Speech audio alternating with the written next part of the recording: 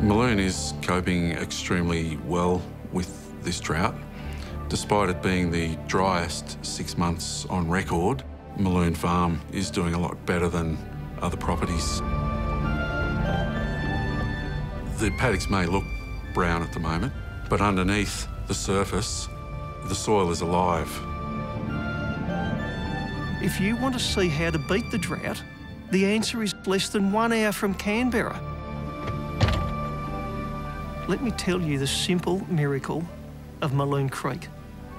There's no water flowing into Maloon from upstream, yet there's water flowing from Maloon downstream. All we've done is reproduced what was a natural process in Australia's landscapes. We've been able to get water into the floodplains, which sustains the landscape in a drought. We can fix all this, that's the good news. And we can do it quickly. And we can do things on our farms where we don't have to rely on the rainfall all the time. And we absolutely need this. Otherwise, we will not be able to hand anything but a continually eroding, destroying landscape to the future generations.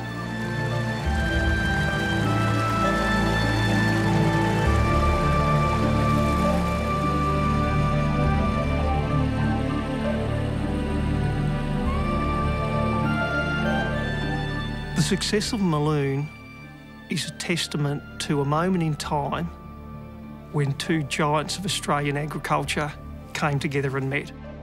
Tony Coote and Peter Andrews are going to go down as giving Australia its greatest gift ever.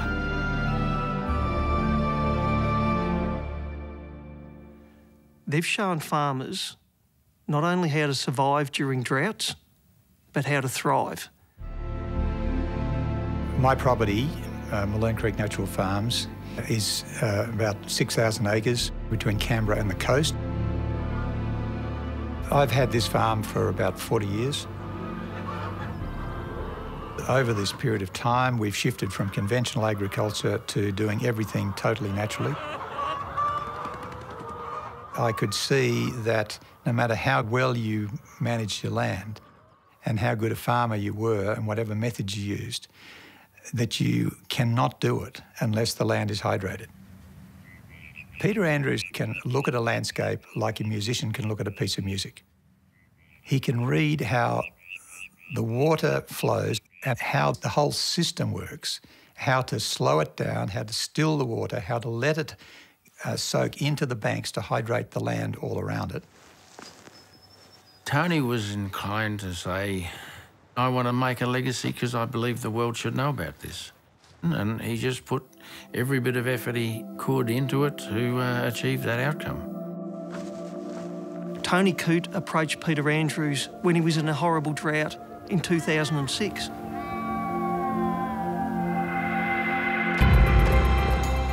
But for Pete, this story began decades before, when he realised that there was something fundamentally wrong with the landscape at his Tarwin Park horse stud near Bylong. Peter's passion was always his racehorses and getting them to run as fast as they could, and he realised he needed the perfect original Australian landscape to make that happen. When Dad purchased Tarwin Park, it was a highly eroded, salinised landscape. He set about repairing the degraded flow lines and making sure that he got the right amount of plants in there that could start to build the system.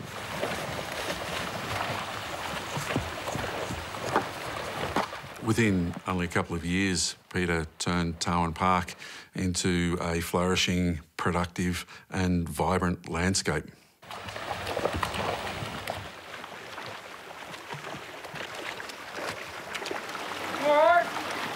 What Peter's natural sequence farming does, it rehydrates the landscape. So put simply, you get the water back in the land like it used to be prior to colonisation.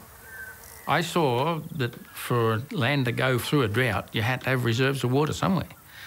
And there were shapes in these sediments in the floodplains which proved that they worked like a series of giant sponges that filled up and they trickle-fed the rest of the system through the dry periods.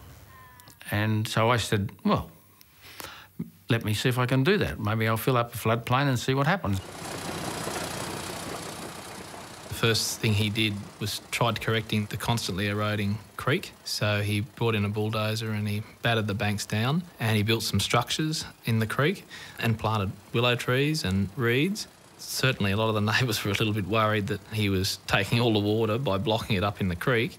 They call in the authorities quite regularly. He used to always get phone calls from the departments saying, what are you doing? Quite often they just come out here and I know I remember lots of heated discussions with neighbours out the front of the house, people concerned about what he was doing. He was using weeds when we're spending billions of dollars to get rid of them. He was planting willows when you get government grants to take them out. He was planting reed beds when people thought you pull them out of swamps. Everything he did was contrary to what everybody was being told by the authorities, and this created an enormous atmosphere of fear and mistrust. He was seen as the heretical bloke up the valley, the nutter who wouldn't listen to anyone and who just did his own thing.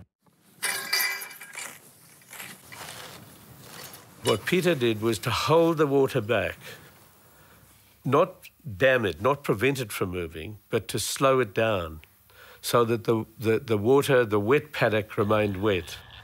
Water's filling the hole. Stage one is to get the erosive processes out. The results that I saw when I got to the farm for the first time on that first day was clear indications of the beginning of a recovery of land which had clearly was severely degraded. Once you get the hydrology right, this grass mix will stand 5 months or more. That's fantastic. So that's 5 centimetres of soil formation. I go over farmland all across the Central West and you never see soil being built, you see it being degraded. I think it's the most significant contribution to landscape restoration that I've seen in Australia. If you go to the properties where Peter Andrews has been working, those properties from the air are green. The neighbouring property is brown.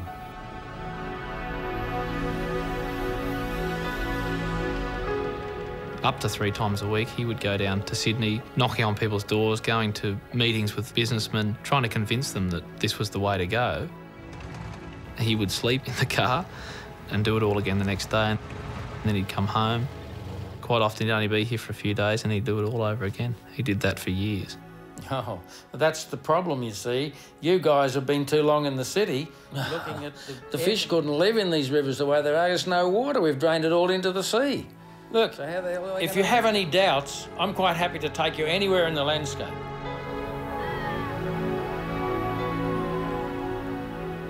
Worldwide, we've got destroyed landscapes. It was looking after itself until humans got involved. Why can't we recognise that?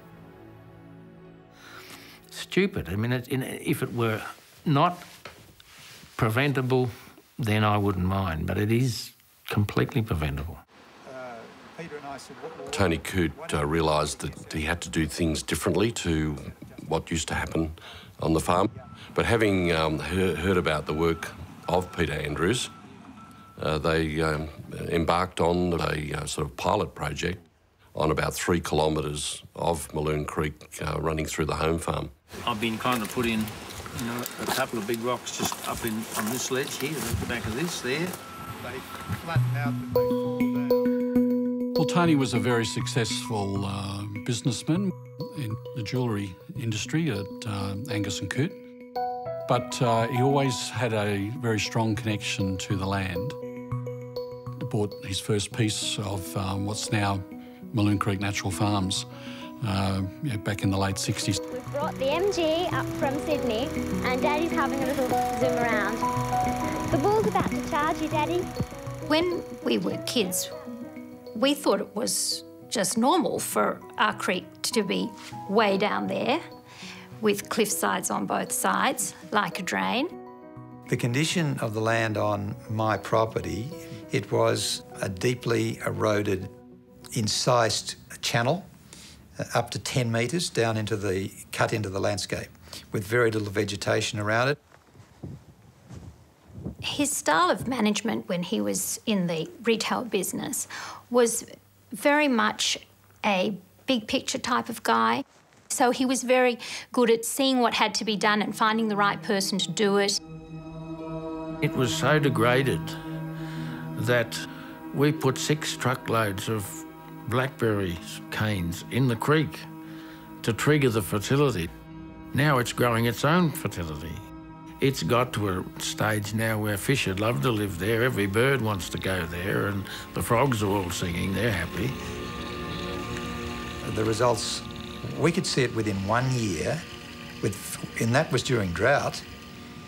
When we got a bit more moisture, it was extraordinary.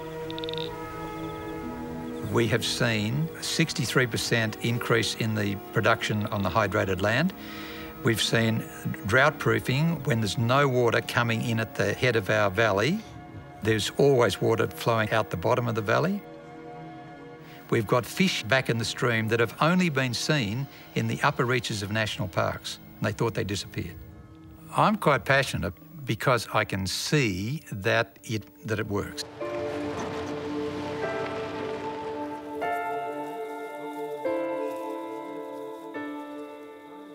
Dad had been obsessive with seeing what he could see in the Australian landscape and getting that out and proving to people that it worked. But in doing so, he lost sight of the core business which paid the bills, which was the farm. And so as a result, we got ourselves into financial difficulty. The bank foreclosed on Peter. Thankfully, his son Stuart was able to buy Tarwin Park off the bank. But because Peter had so much emotion tied up with the property, that caused a huge rift between father and son, and it was just horrible to watch. It certainly created tension between Dad and I because he didn't agree with all of the decisions that I was making and how I was running the farm. He was a dictator from almost day one. He wouldn't listen to me, and many of the most critical parts failed under his management. In the end, it all came to naught. He just had the property going great guns, and it was taken over by a coal mine. A Hunter Valley family renowned for its revolutionary farming practices says they've been given no choice but to move on. The owners of Tarwin Park near Bylong say they had to sell up to a Korean mining company because all their neighbours sold their land. I reckon it's the greatest disaster that could happen in anyone's life. Yeah, I'm not one to cry, so I won't, but it's a bit upsetting, yeah. It was a huge blow to the family. That was his living laboratory, which he had constructed, unique in the world, over a period of about 30 years. His entire world was just imploding on him, and it was hurting everyone close to him. My first reaction was, what a tragedy. But then I thought about it a lot more and realised that what Peter Andrews has been able to discover from the landscape and read from the landscape can still be translated into the future. The only consolation we've got is that now for 12 years, Mulloon Creek has been rumbling along and turning into its own environmental powerhouse. Tony established the Mulloon Institute to test regenerative agricultural practices. Dad's methods were at the forefront. It's about the same level as last time. It's just a little bit saltier. Dad realised that if you're going to roll this type of thing out across Australia, it has to be completely foolproof. And so that means that the data has to be collected very, very accurately. We've done multiple bird surveys, fish surveys, aquatic invertebrates, fauna survey, every sort of thing. We've been getting base information. We've got really good structure in the soil, roots all the way down, and that's a good at least 30 centimetres. It doesn't matter if you can see that grass is growing on this side of the fence, no grass there. You've got stock fat as fools on this side of the fence, stock are dying of starvation there. None of that matters to government. You've got to have the data. Yeah, it's definitely That's one of the greatest achievements of Tony Coote. In 2013, Tony offered me a job to expand the original natural sequence farming demonstration out to the whole catchment. Hi Peter, how are you? How are you getting on? Pretty tough one, isn't it? Yes. Brought water in, first time ever. It was my job to work with another 20 landholders in the catchment across an area of about 23,000 hectares, involving well over 50 kilometres worth of creek. This will be one of the sites where we'll be building a structure in October. So it's still planned for October? I know that there was a little bit of scepticism from neighbours further down the creek. Bring the water level up about 700 millimetres. That was where Tony's skill as a communicator came into being, because you had to have the person who was able to draw those people in. Well, we've had a long association with Tony and have a huge respect for him. That's probably part of the reason that we were inclined to join, but we also are wanting to do what's best for our property as well. This is Marlene's place. These yellow icons are where the structures are going to be built into the creek in October. And then we move further downstream into Jerry's place, where these structures have already been built last March. Yeah, wow, look at all this growth, Jerry. This only went in isn't it? Yeah. less than 6 months ago. Yeah. This is brilliant. This is what we had in mind when we committed to the program in the first place. Yeah. A lot of the local people were quite sceptical, you know, but the great news is a lot of those people have come on board over a period of time as they've seen the evidence of, you know, what it does. We're going into the spring now. All of this vegetation is just going to spring up and it's going to armour this structure. Within a few years, hopefully, we won't see this structure anymore. It'll just become part of the system. It'll be like up at Tony's place. Yep. The fact that all the neighbours have now signed up, that now gives a model for this to be rolled out across Australia, where all the catchments can be done in the same collaborative way. Well, let Peter talk to everybody. And so, Pete, this will... You have to have community involved. You have to have the people involved in the land for it to go ahead. And that's what we are able to do, using Peter as the architect for that whole thing. And the way you can define it is, as the floods rise, these patterns emerge and disappear.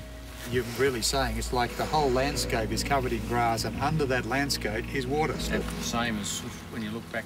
Sometimes, you know, Peter was ready to go off on a bit of a tangent, on a cause somewhere. Tony seemed to have the ability to sort of drag him back to a bit of reality at times as well. It's rubbish, you know, total rubbish. Peter gets extremely frustrated at foolish decisions, and he gets very, very angry. The other thing, I can be very severely criticised. And he can see things that others can't see. And it does get people offside because he tells it like it is. Just stop, take a breath, look at the science. Tony was tolerant, he was able to listen. I think we trusted one another implicitly. So we'd be looking at putting... In business, from which I've had quite a bit of experience, you work on people's strengths and you cover their weaknesses. To that mark. And that's what the Malone Institute project is, to be able to make sure that Peter is doing the things that he's a genius at in a way that the whole thing can succeed for everybody.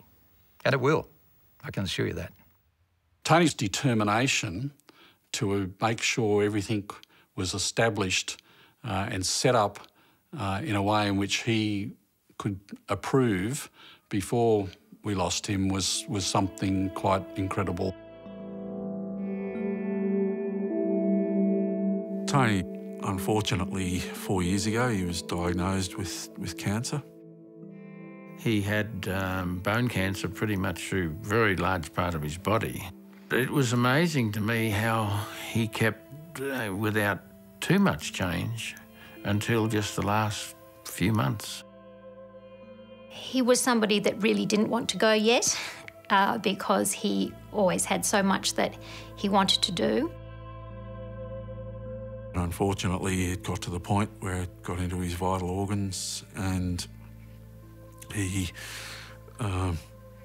passed away very, very shortly after. He had a vision and a passion for what the Australian landscape should look like. My commitment is to see Tony Coote's inspirational legacy living on forever in the multitude of landscapes we will repair and rehydrate. Thank you. Oh, whenever you've had that long with a person of his type, you always miss them. I mean, there's always a void there, no matter how you look at it. Some people you just don't replace. He lived on the land and with the land. So Tony Coote, rest in peace, brother. Tony always had a very wicked sense of humour, and almost as a parting gesture, he was buried in a wicker basket made from willow. A bit of it was about a bit of an up yours to those who have objected to the use of willows in repairing degraded landscapes. We find it extremely frustrating and restrictive that government policy prevents us from being able to do what we need to do to restore our degraded landscapes back to the function that it used to have. The legislation that technically says that some of this work is illegal is clearly out-of-date legislation, and I think what governments really need to have a look at is to give the flexibility to allow this type of repair to be done. We could be doing a lot more work in that creek.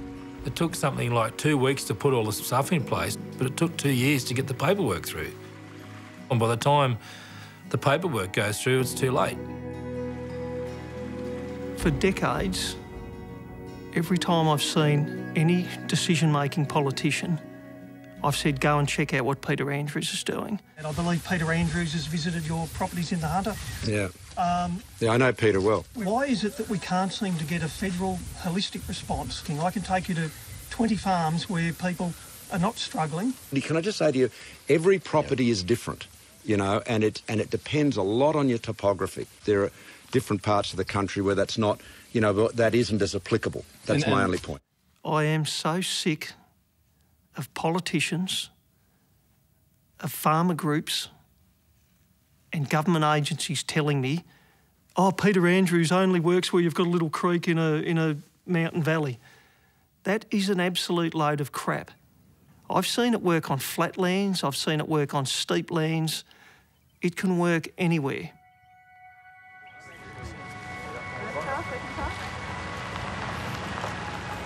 It's a little over 2 months since Tony passed away. Good to see you. He was aware that we were organising for the Prime Minister and Agriculture Minister to come out. Thank you very much. It was great to be out here. So it's finally happened, and he would certainly be very pleased. We've actually experienced the seven driest months since the late 1800s. Yeah. But we've still got water trickling through the leaky weir down here of Peter's Ponds.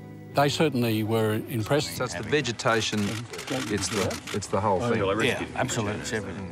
It's great to have Peter Edwards here too, and Peter Andrews, sorry, to be here, who's been the real leader and visionary behind the science. The Prime Minister was very positive about taking what he saw forward into government initiatives, particularly government investing in this sort of work more broadly across Australia. This needs to be replicated right around our nation, a nation that looks after its soil, looks after itself, and it's the important work that you're doing here is a model to everyone. Great to see you, mate. I feel very confident that this is a real turning point for the future. See you next week.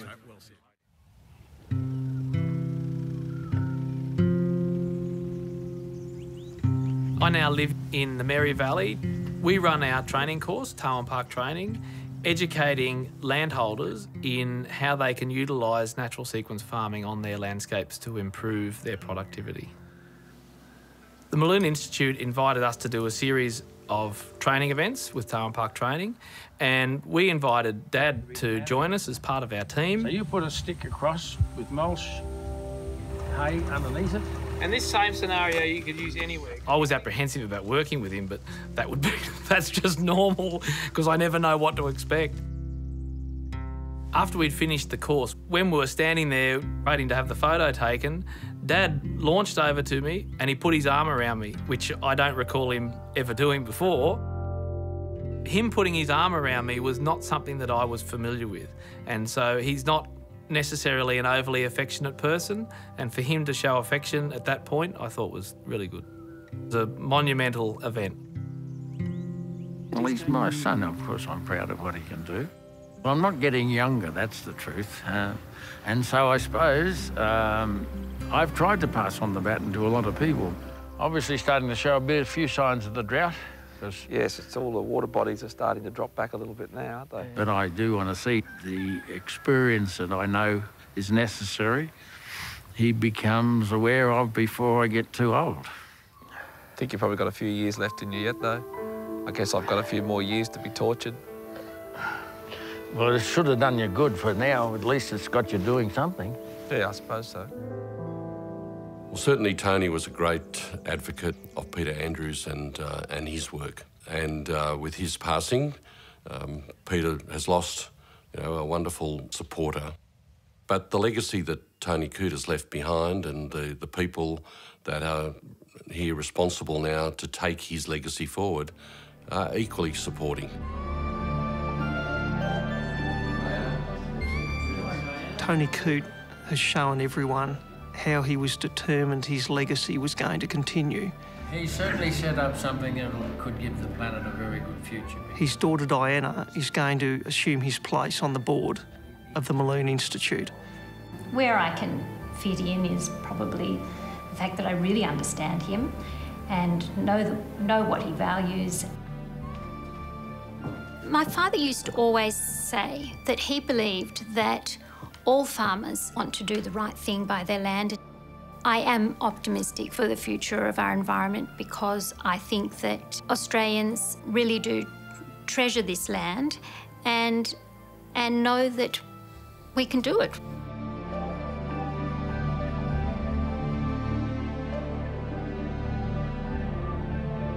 I had black hair when I started this process.